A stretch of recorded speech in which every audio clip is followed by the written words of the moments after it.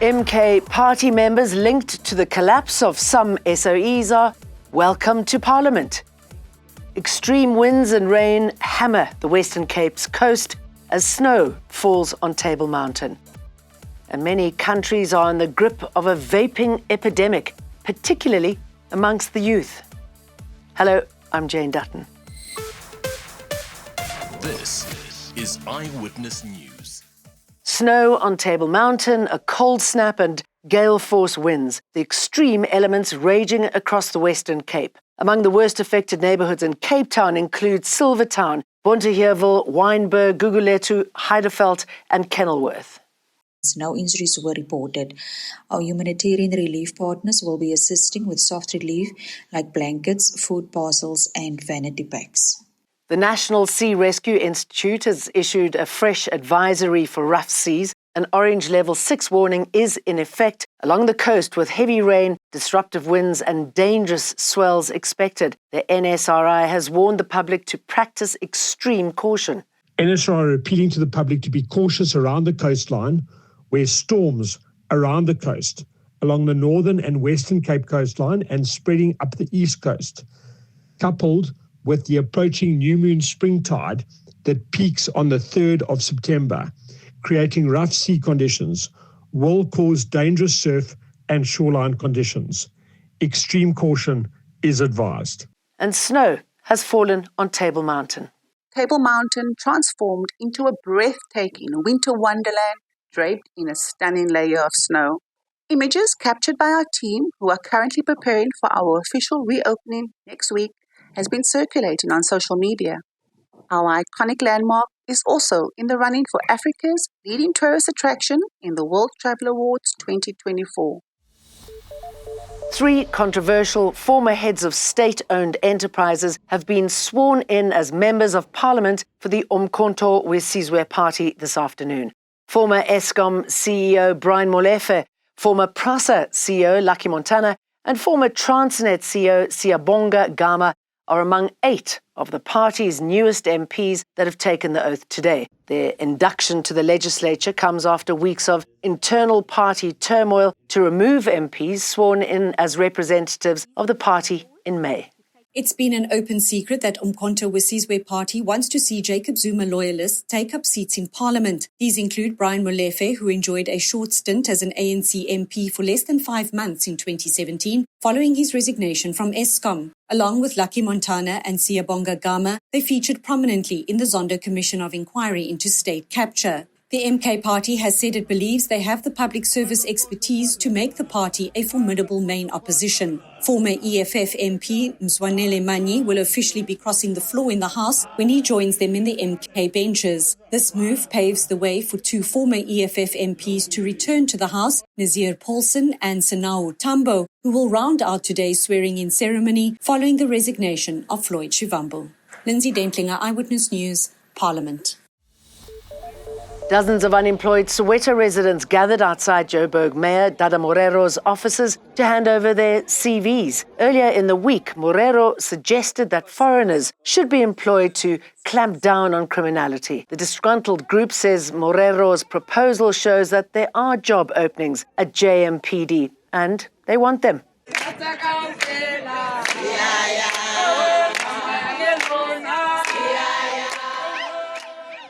The mayor has since retracted this proposal.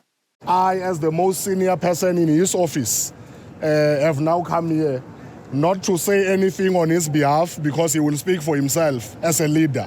I am here simply to receive.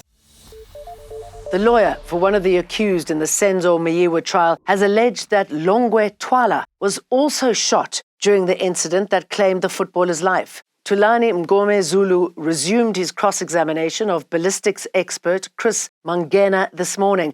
While it's been claimed by several eyewitnesses that 3 shots were fired on the day Meyiwa was killed, Mangena insists that he could find evidence of only 2 shots in the house.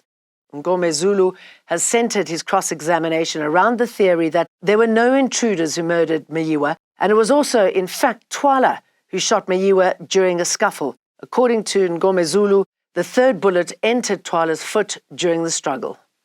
But those striations and grooves are unique. They are unique. They're like a fingerprint.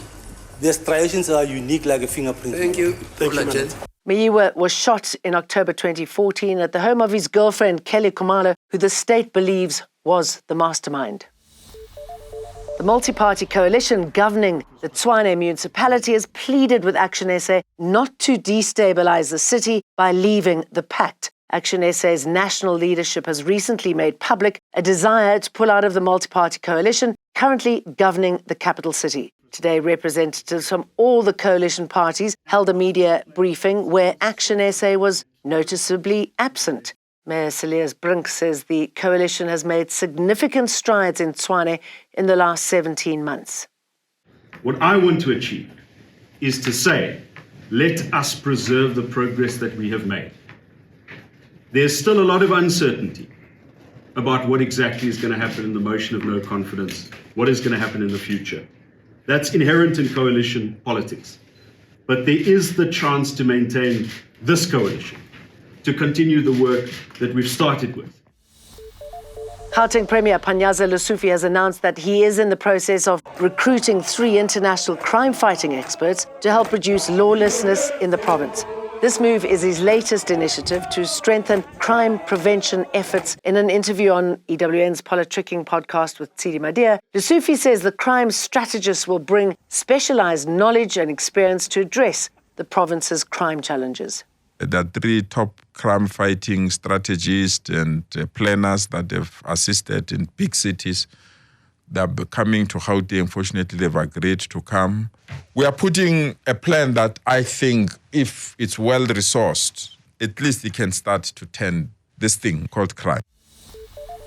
Vaping is a massive problem in many parts of the world, with children taking up the habit at an alarming rate. Leading UK doctors have urged the government to pass legislation to tackle a vaping epidemic, in particular among young people. They want the banning of disposable e-cigarettes. The British Medical Association noted that vape use among children and young people has increased almost 6-fold in the last decade. Maybe that's the type of action we need to see here in South Africa. Thanks very much for watching.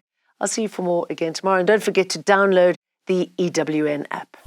Eyewitness News, in touch, in tune, and independent. For the latest, log on to ewn.co.za or ewn.mobi.